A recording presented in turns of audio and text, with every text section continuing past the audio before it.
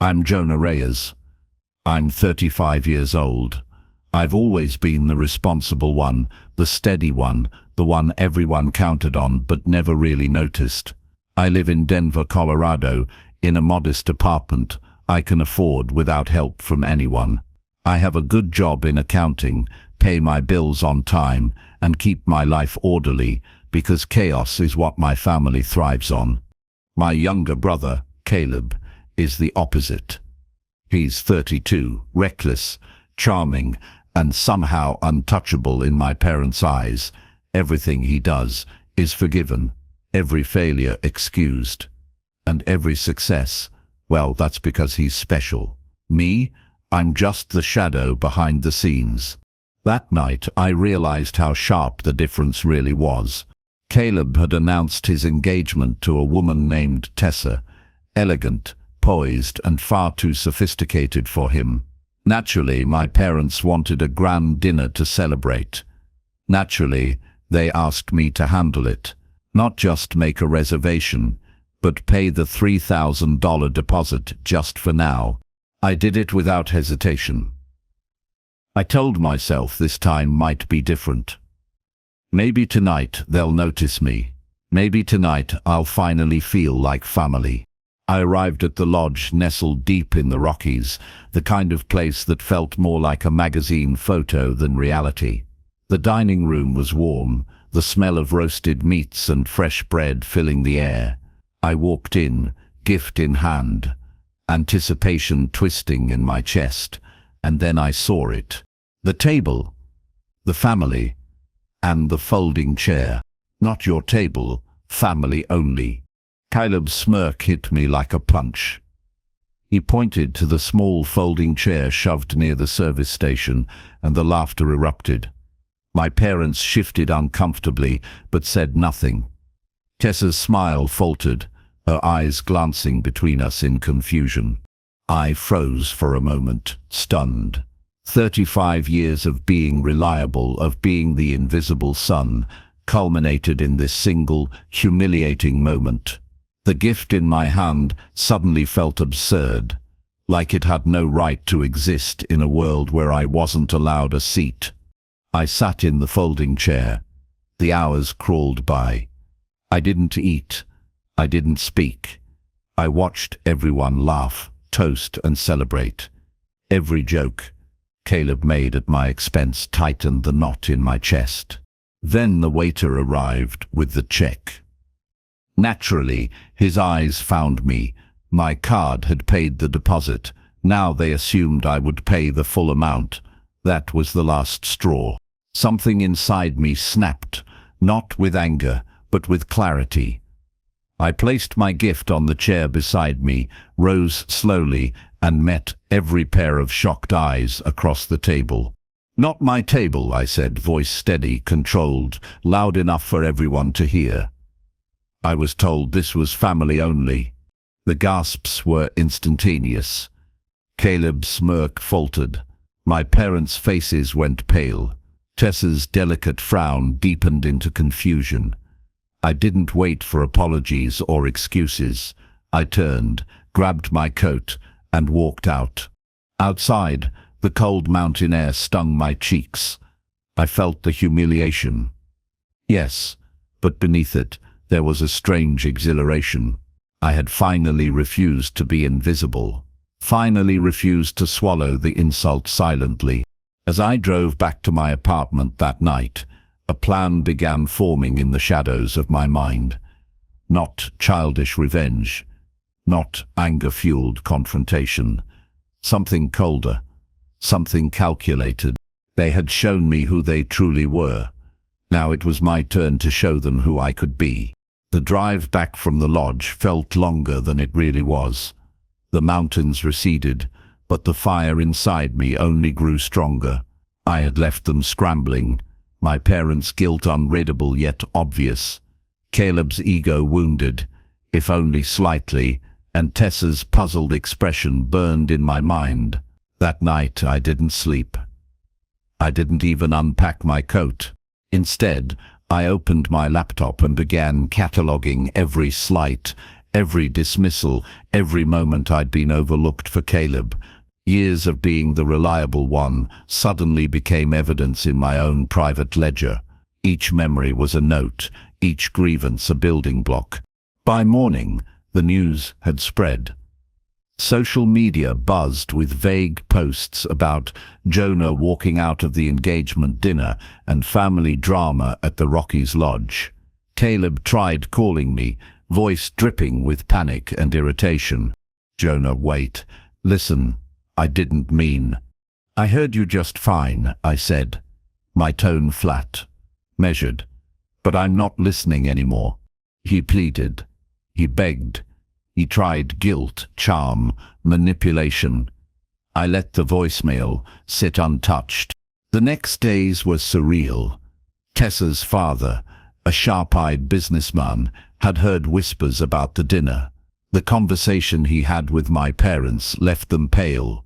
The engagement, which Caleb and my family had touted as inevitable, began to wobble under the weight of truth. Lies about who paid, who was invited, and how I had been treated couldn't hold up under scrutiny. I watched quietly as Caleb's world started to fracture, and for the first time, I didn't intervene. I started small. I called the bank and closed the joint account Caleb had been freeloading from for years. No announcement, no fanfare, just clean, silent action. Every time he tried to reach me for money, for favors, or for excuses, he found only a locked line. The satisfaction was subtle at first. A small smirk when his calls went unanswered, the cold thrill of power knowing that I finally controlled what they had always assumed was mine to provide. And yet, I didn't celebrate openly. That wasn't my style. My revenge would not be noisy. It would be inevitable. I began collecting more information. Financial missteps Caleb had hidden, professional errors he had left uncorrected, the truths my parents had preferred to ignore. Each piece was a puzzle that, when completed, would show them exactly how little their golden boy deserved to stand above me. Meanwhile, I focused on myself. I took long walks through the city, revisiting old dreams I had shelved to support my family. I started journaling, not just the humiliations, but my plans, my ambitions, and the ways I would reclaim my dignity. I began to realize something crucial.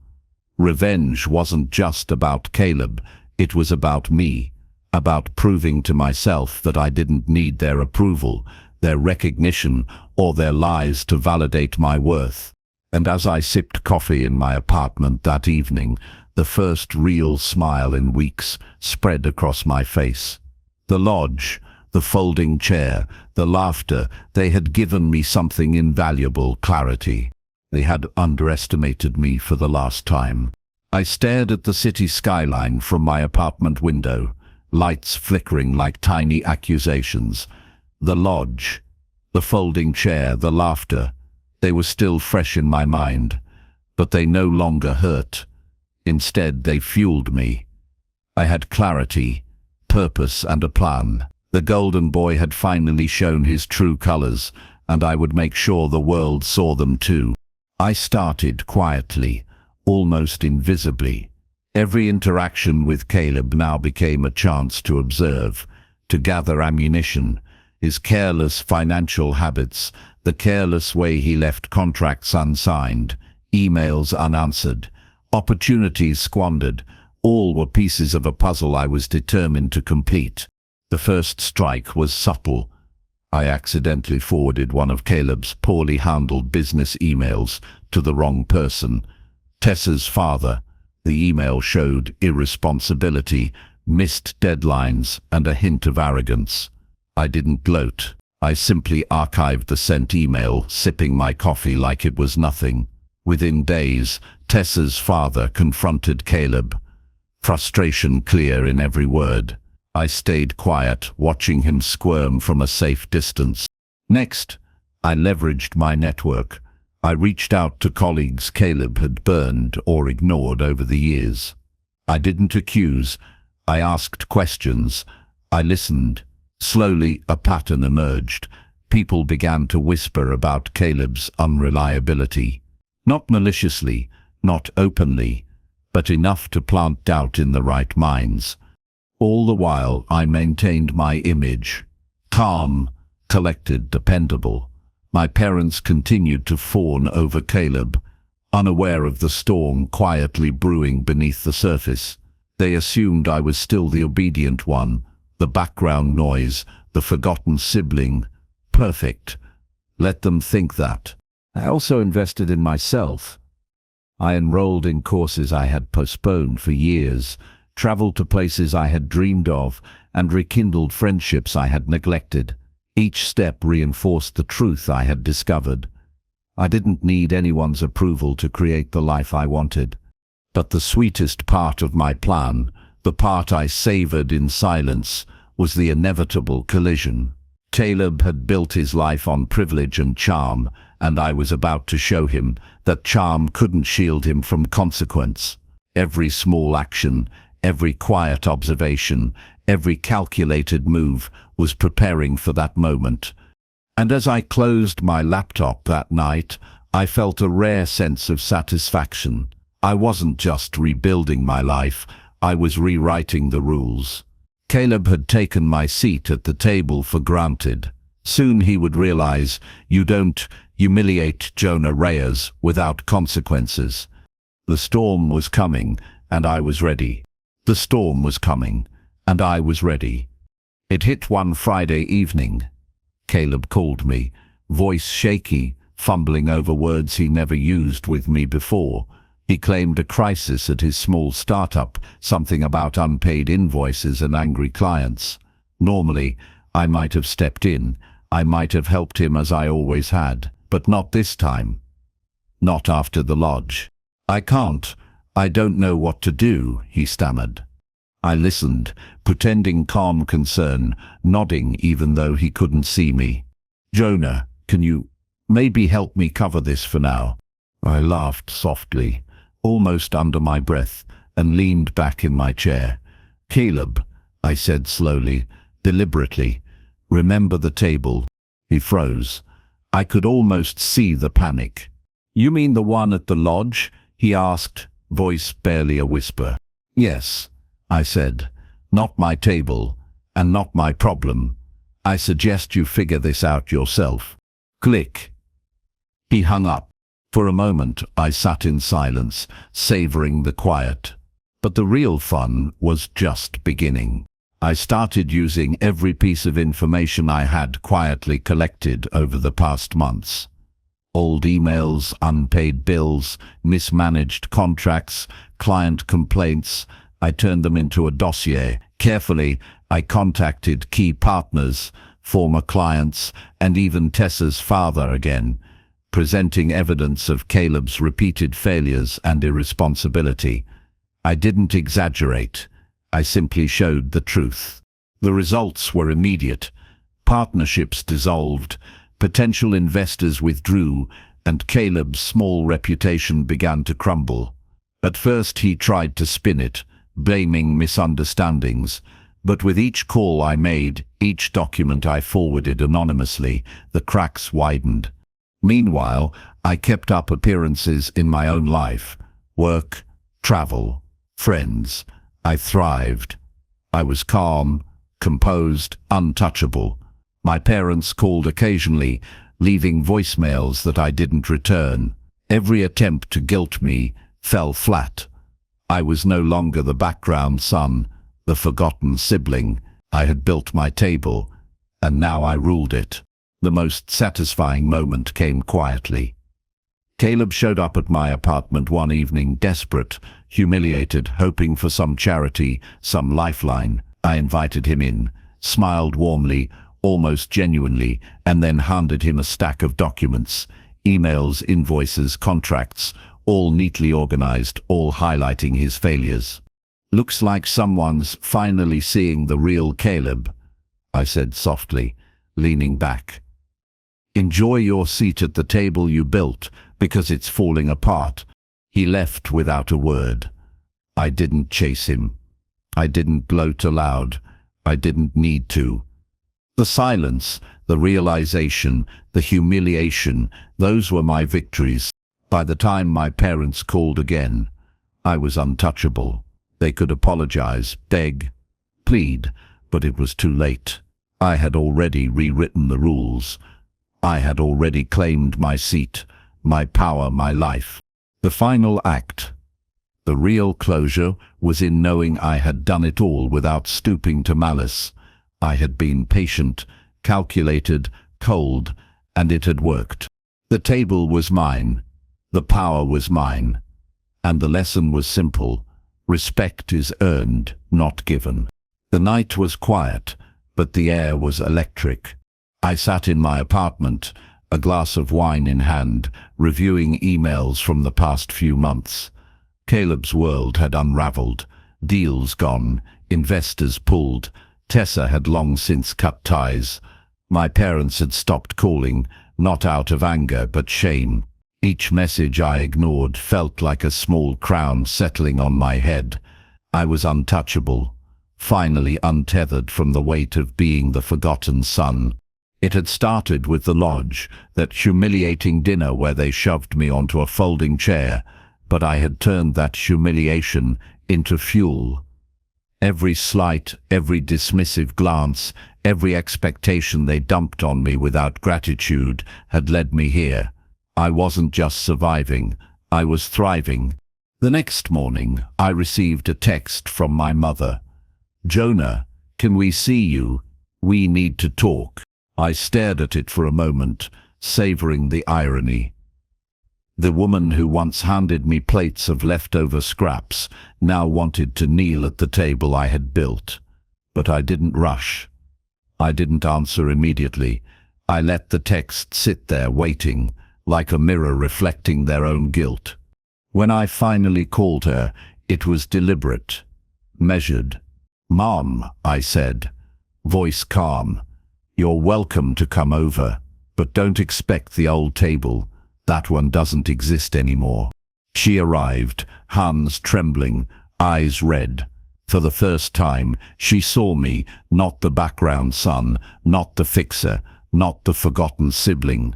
She saw Jonah Reyes, fully present, fully in control of his life.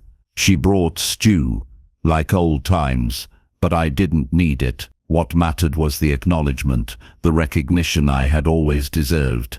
We spoke for hours. Apologies were made. Tears were shed. But this wasn't about reconciliation alone. It was about respect, boundaries, and finally equality.